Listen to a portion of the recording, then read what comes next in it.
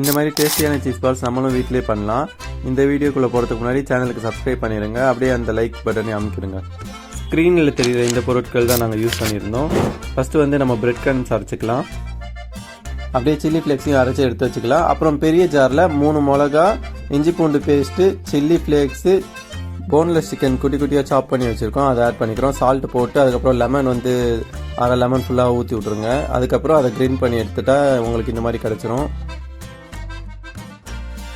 இந்த சிக்கனை ஒரு பவுலில் ட்ரான்ஸ்ஃபர் பண்ணிவிட்டு அதுக்கப்புறம் 2 பாயில்டு பொட்டேட்டோவை ஆட் பண்ணி அதை நல்லா பிளெண்ட் பண்ணி வச்சுக்கோங்க. தனியாக ஒரு பவுலில் 2 முட்டையை ஆட் பண்ணி கொஞ்சம் சால்ட் போட்டு நல்லா அடித்து வச்சுக்கோங்க.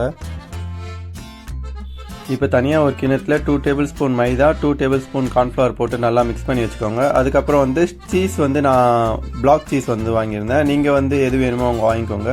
இப்போ கையில் எண்ணெய் தடவிக்கிட்டு அந்த சிக்கன் எடுத்து ஃப்ளாட் பண்ணிவிட்டு அதுக்கு நடுவில் சீஸ் வச்சு அதை க்ளோஸ் பண்ணிடணும். இந்த மாதிரி எல்லா சீஸையும் பண்ணிக்கணும்.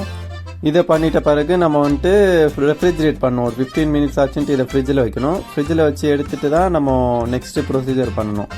ஸோ இதை மறந்துடாதீங்க. இது பண்ணால் தான் கொஞ்சம் நல்லா வரும் உங்களுக்கு.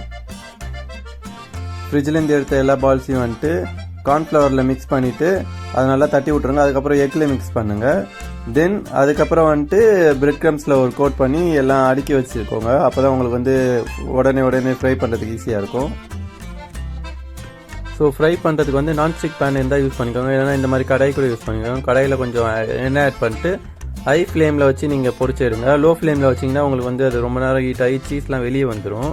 ஸோ ஹை ஃப்ளேமில் கொஞ்சம் நேரம் போட்டு டக்குன்ட்டு பரட்டி விட்டு எடுத்திங்கன்னா உங்களுக்கு வந்து டேஸ்ட்டாக இருக்கும். அந்த ப்ரௌன் கலர் வர சொல்ல நீங்கள் வெளியே எடுத்து